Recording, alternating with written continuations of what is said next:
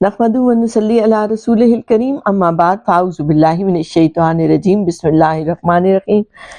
الحمدللہ آج ہم 204 سورہ بقرہ کی آیت نمبر 204 سے شروع کر رہے ہیں، جس میں اللہ رب العزت نے ارشاد فرمایا وَمِنَ النَّاسِ مَن يُعْجِبُكَ قَوْلُهُ فِي الْحَيَاةِ الدُّنْيَا، اور اے سننے والے لوگوں سے مَن يُعْجِبُكَ قَوْلُهُ، وہ بھی ہے کہ پسند آتی ہے تجھے اس کی گفتگو فی الحیات الدنیا، دنیاوی زندگی کے بارے میں، وَيُشْهِدُ اللَّهَ عَلَى مَا فِي قَلْبِهِ، اور وہ گواہ بناتا رہتا ہے اللہ کو اس پر جو اس کے دل میں ہے، وَهُوَ أَلَدُّ الْخِصَامِ، حالانکہ وہ حق کا سخت ترین دشمن ہے۔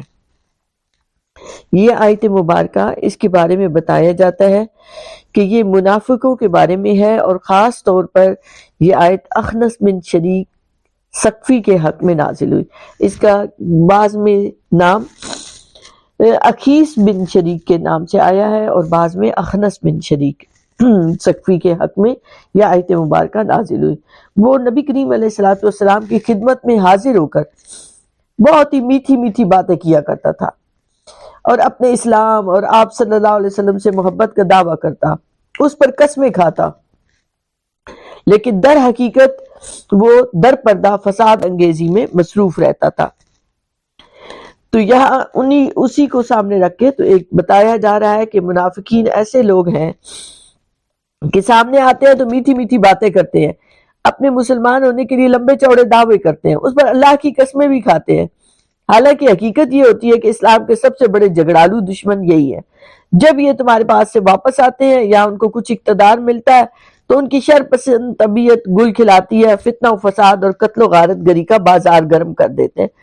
سارے منافقین کی یہی عادت ہے اور یہی ان کا طریقہ کار ہے۔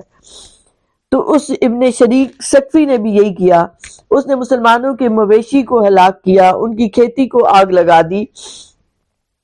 تو اسی کے بارے میں ذکر آ رہا ہے الد الخصام، الد الخصام کہتے ہیں بہت سخت عداوت رکھنے والے جھگڑالو کو، یعنی وہ اندر سے مخاصمت رکھتا ہے، دشمنی رکھتا ہے، ظاہراً میٹھی میٹھی باتیں کرتا ہے۔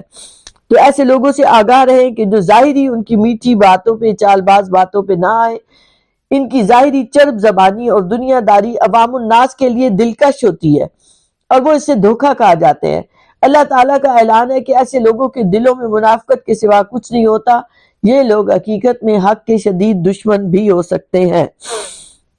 اس کے بعد ارشاد ہوتا ہے وَإِذَا تَوَلَّىٰ سَعَىٰ فِي الْأَرْضِ لِيُفْسِدَ فِيهَا وَيُهْلِكَ الْحَرْثَ وَالنَّسْلَ، اور جب وہ حاکم بن جاتا ہے سرتوڑ کوشش کرتا ہے کہ ملک میں فساد بپا کرے اور تباہ کر دے کھیتوں کو اور نسل انسانی کو۔ وَاللَّهُ لَا يُحِبُّ الْفَسَادَ، اور اللہ تعالیٰ فساد کو ہرگز پسند نہیں کرتا۔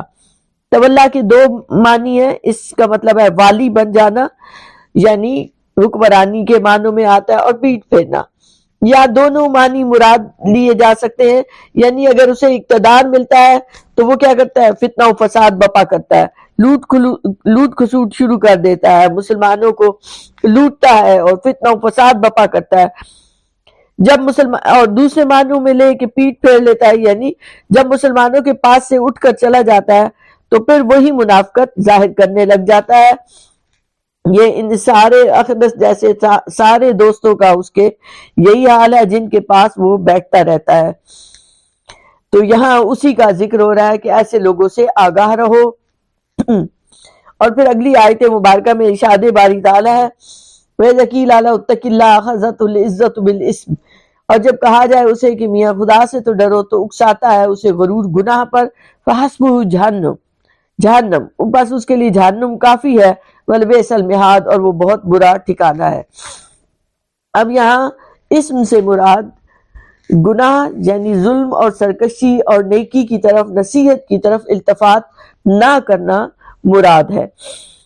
تو یہاں بھی انہی فتنہ انگیزیوں کے بارے میں ذکر کیا جا رہا ہے جو منافقین کرتے ہیں، جو ان کے ساتھی ہوتے ہیں، ہم مشرب ہوتے ہیں، دوست احباب ان کے ہوتے ہیں، وہ سب ان کا یہی حال ہوتا ہے۔ جب انہیں ان کے فتنوں سے روکنے کے لیے اللہ کا خوف دلایا جاتا ہے، یہ آج بھی آپ دیکھیں کہ یہی صورتحال ہے کہ لوگ فتنہ بپا کرتے ہیں، ذاتی انتقام میں آ جاتے ہیں، ذاتی غصے میں آ جاتے ہیں، دوسروں کو نقصان پہنچاتے ہیں، ملک کا نقصان، قوم کا نقصان، لوگوں کا نقصان، مگر انہیں سمجھ نہیں آتی، وہ اپنے آپ کو سب سے زیادہ عقل مند سمجھتے ہیں۔ تو جب انہیں اللہ کا خوف دلایا جاتا ہے تو غصے سے ان کے نتنے پھول جاتے ہیں، وہ اسے اپنے ذاتی وقار اور شخصی عزت کا مسئلہ بنا لیتے ہیں۔ اس وقت نہ انہیں خدا کا خوف رہتا ہے نہ اس کے دردناک عذاب کا۔ وہ اپنی ساری قوت اور اپنی ساری طاقت جھوٹے وقار کو برقرار رکھنے کے لیے وقف کر دیتے ہیں۔ تو کیا ہماری اپنی یہی صورتحال تو نہیں ہے؟ آج حالات تو ایسے ہی نظر آتے ہیں۔ ہر فرد جسے اللہ نے اقتدار دیا ہے، مال دیا ہے، دولت دی ہے، وہ فرعون بنا ہوا ہوتا ہے۔ تو ہمیں آگاہ رہنا چاہیے کہ ہم حق کے سامنے سر جھکانے کو کبھی بھی آر نہ سمجھیں۔ ناحق بات پر اڑے رہنے میں کوئی عزت اور کوئی وقار نہیں ہوتا۔ وہ کیا ہے، کسی نے کہا ہے کہ آپ ہی ذرا اپنے طرز عمل کو دیکھیں، میں اگر عرض کروں تو شکایت ہوگی۔ اہل سرمایہ و اقتدار اور دیگر بالادست طبقے دنیاوی وسائل کے سارے، جن میں حکومت، اس کی مشینری، سرمایہ، دولت، اس کے خریدے ایجنٹ، سرکاری ایجنسیاں، اخبارات، رسائل، صحافتی اور دوسرے ادارے، الغرض رائے عامہ پر اثر انداز ہونے والے تمام ذرائع کو اپنی حمایت اور حق کی مخالفت میں استعمال کرنے میں کامیاب ہو جاتے ہیں۔ مکر اور فریب کے ریاکارانہ نظام کے باعث عوام الناس کو ان کی باتیں، نعرے اور کارکردگی اچھی معلوم ہونے لگتی ہے، اور دوسری طرف حق اب دنیاوی وسائل کی کمی کی وجہ سے لوگوں تک صحیح انداز میں اور بھرپور طریقے سے نہیں پہنچ پاتا۔ نتیجتاً عوام صحیح اور غلط، سچ اور جھوٹ، حق اور باطل میں تمیز نہیں کر پاتے، جس سے غلط فیصلے سرزد ہوتے ہیں۔ عصر اعظم میں سرمایہ دارانہ انتخابی نظام، سرمایہ دارانہ جمہوریت اور اس کے تباہ کن سیاسی نتائج اس حکم قرآنی کی صداقت کے روشن دلائل ہیں۔ اہل ایمان کو ان عیاروں کے طریقہ واردات سے آگاہ کیا گیا ہے کہ وہ لوگوں کا اعتماد حاصل کرنے کے لیے اللہ تعالیٰ کی قسمیں کھاتے ہیں اور اسے اپنے وعدوں پر گواہ بناتے ہیں، حالانکہ ان کا حقیقت سے کوئی تعلق نہیں ہوتا۔ اور یرشد اللہ علی ما فی قلبی کے ذریعے اس حقیقت کو واضح کیا گیا کہ رائے دہی اور فیصلہ دہی کا جو نظام مکر و فریب اور جھوٹ پر مبنی ہوگا، اس میں صرف منافقت ہی فروغ پائے گی، حق کی کامیابی کے امکانات کم ہوں گے۔ تو ایسے چالوں سے کامیابی چاہنے والے افراد ہمیشہ حق کے دشمن ہوں گے، گویا حق کے مخالفوں کو یہی نظام راس آئے گا اور حق کے حامیوں کو یہ نظام نقصان دے گا۔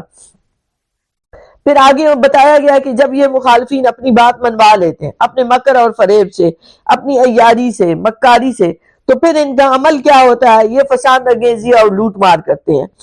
آپ نے دیکھا ہی ہے جدید جمہوری نظام اور سرمایہ دارانہ نظام میں کیا ہوتا ہے، امیر امیر تر ہوتا چلا جاتا ہے، غریب غریب تر ہوتا چلا جاتا ہے۔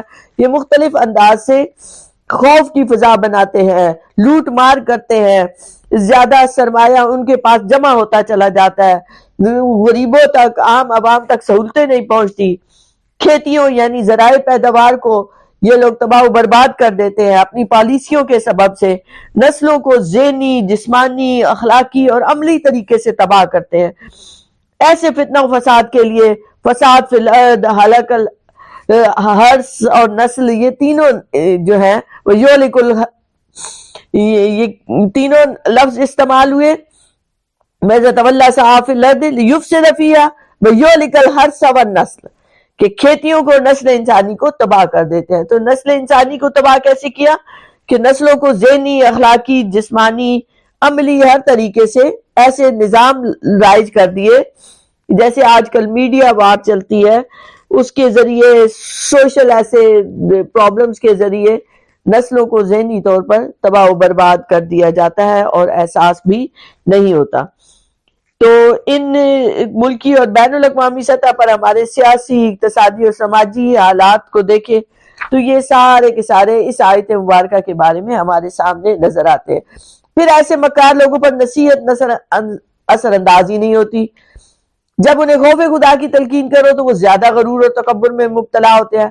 زیادہ غرور انہیں مزید گناہوں اور نافرمانیوں پر آمادہ کرتا ہے، جس سے بالآخر وہ جہنم کے برے ٹھکانے تک جا پہنچتے ہیں۔ اس کے بعد ارشاد باری تعالیٰ ہے کہ وَمِنَ النَّاسِ مَن يَشْرِي نَفْسَهُ ابْتِغَاءَ مَرْضَاتِ اللَّهِ وَاللَّهُ رَءُوفٌ بِالْعِبَادِ۔ اور اس کے برعکس لوگوں میں کوئی شخص ایسا بھی ہوتا ہے جو اللہ کی رضا حاصل کرنے کے لیے اپنی جان بھی بیچ ڈالتا ہے، اور اللہ بندوں پر بڑی مہربانی فرمانے والا ہے۔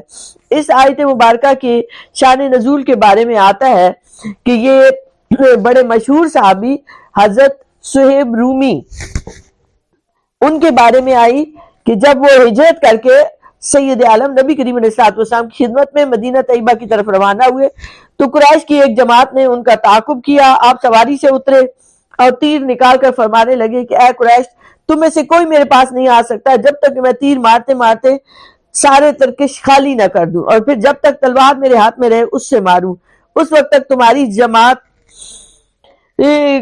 تباہ ہو جائے گی۔ تم میرا مال چاہو تو میں تمہیں دے سکتا ہوں جو مکہ مکرمہ میں نے دفن کیا ہوا ہے، میں تمہیں اس کا پتہ بتا دوں تو تم مجھے روکنا نہیں۔ وہ اس پر راضی ہو گئے، آپ نے اپنا سارا مال اس کا پتہ بتا دیا اور اس طرح سے انہوں نے جانے دیا۔ وہ نبی کریم علیہ الصلوۃ والسلام کی خدمت میں حاضر ہوئے تو اللہ رب العزت کی طرف سے یہ آیت مبارکہ نازل ہوئی کہ ایک طرف تو وہ منافقین ہیں کہ جو اس طرح سے فتنہ و فساد بپا کرتے ہیں، دوسری طرف ایسے بھی لوگ ہیں۔ آپ دیکھیں اب اللہ نے کتنی خوبصورتی سے فرمایا، لوگوں میں سے کچھ ایسے وَمِنَ النَّاسِ مَن يَشْرِي نَفْسَهُ ابْتِغَاءَ مَرْضَاتِ اللَّهِ، جو بیچ ڈالتا ہے اپنی جان، اپنا سب کچھ اللہ کی خوشنودی کو حاصل کرنے کے لیے، اور اللہ تعالیٰ بہت مہربان ہے اپنے بندوں پر۔ تو جب کوئی نیکی ذرہ برابر بھی کرتا ہے تو اس کا اجر بہت زیادہ پاتا ہے اپنے اللہ کی بارگاہ سے۔ یہ جاں فروشی نبی کریم علیہ الصلوۃ والسلام نے ان سے فرمایا کہ تمہاری یہ جاں فروشی بڑی ہی نفع بخش تجارت ہے، گویا اس کو اپریشیٹ کیا، اس کے اس عمل کو سراہا آپ صلی اللہ علیہ وآلہ وسلم نے۔ اس کے بعد ارشاد باری تعالیٰ ہے یا ایھا الذین آمنوا ادخلوا فی السلم کافہ، کہ اے ایمان والو داخل ہو جاؤ اسلام میں پورے پورے، ولا تتبعوا خطوات الشیطان انہ لکم عدو مبین، اور شیطان کے نقش قدم پر مت چلو، بے شک وہ تمہارا کھلا دشمن ہے۔ یہاں لفظ استعمال ہوا فی السلم، سلم اور سلم دونوں یہ لفظ استعمال ہوتے ہیں، سلم کے ساتھ بھی سلم کے ساتھ بھی، دونوں کا معنی سر تسلیم خم کر دینا، غیر مشروط اطاعت اختیار کر لینا، اس سے مراد اسلام ہے۔ یہ آیت مبارکہ ہمیں اسلام کے مزاج سے آگاہ کر رہی ہے کہ دین مستقل ضابطہ حیات اور مکمل دستور زندگی ہے، اس کے اپنے عقائد ہیں، اس کا اپنا ایک نظام ہے، دیوانی نظام بھی، فوجداری نظام بھی، قوانین اس کے اپنے وضع کردہ ہے، اللہ رب العزت کے عطا کردہ سیاسیات اور معاشیات کے متعلق اس کے اپنے نظریات ہیں۔ یہ انسان کی ذہنی، روحانی اور مادی ترقی کا ضامن ہے، لیکن اس کی برکتیں تبھی رونما ہو سکتی ہیں جبکہ اس کے ماننے والے اسے پورے کا پورا اپنا لیں اور اس کے سارے ضابطوں اور قوانین پر عمل پیرا ہو جائے۔ اس لیے اللہ رب العزت اہل ایمان کو حکم دیتے ہیں کہ وہ اسے مکمل طور پر قبول کرے۔ یا ایھا الذین آمنوا ادخلوا فی السلم کافہ، کہ یہ نہ ہو کہ ادھر تو تم نمازیں پڑھ رہے ہو اور ادھر تم نے لوٹ کھسوٹ مچائی ہوئی ہے، چوری بھی کرو، رشوت بھی لو اور ساری برے کام بھی تمہارے ہو، اور ساتھ تم کہو کہ میں نے مسجد میں چندہ دے دیا ہے۔ نہیں، ایسے نہیں چلے گا۔ اللہ رب العزت فرما رہے ہیں کہ پورے طریقے سے داخل ہو جاؤ، وہی رب جس کی بارگاہ میں تم سجدہ کرتے ہو، دو رنگی چھوڑ دو، یک رنگ ہو جاؤ، کہ جو سجدہ ریزیاں کرتے ہوئے تمہارا رب ہے، تمہارا خالق و مالک ہے، وہی بازار میں بھی تجارت کرتے ہوئے، دوسرے لین دین کرتے ہوئے بھی اسے یاد رکھو، اس کی اطاعت کرو، تبھی تو تم پوری طرح داخل ہو سکتے ہو۔ اسی طرح باقی گھر کے معاملات ہیں، سیاسی معاملات آتے ہیں، کسب کے معاملات آتے ہیں، جہاں جس جگہ پر بھی کام کر رہے ہو تو اللہ کو یاد رکھو اور اللہ کے احکامات کو یاد رکھو، اور شیطان کی پیروی مت کرو کہ بے شک وہ تمہارا کھلا دشمن ہے۔ اور یہاں یہ بتایا جا رہا ہے کہ حق کو باطل سے نہ ملاؤ، اس طرح حق کا حسن بھی داغدار ہو جائے گا۔ آج ہماری کیا حالتیں ہیں، کس طرح ہم شہروں کو اسلام کے نام پر آباد کرتے ہیں، پھر اسی کی شاہراہوں پر اسلام کے نام اور اس کے نظام کو رسوا کرتے ہیں، اسلام کے نام پر ریاستیں وجود میں آتی ہیں، لیکن اسلام کے قانون، ضابطہ اخلاق اور اس کی مقدس قدروں کو سرد خانوں میں ڈال دیا جاتا ہے۔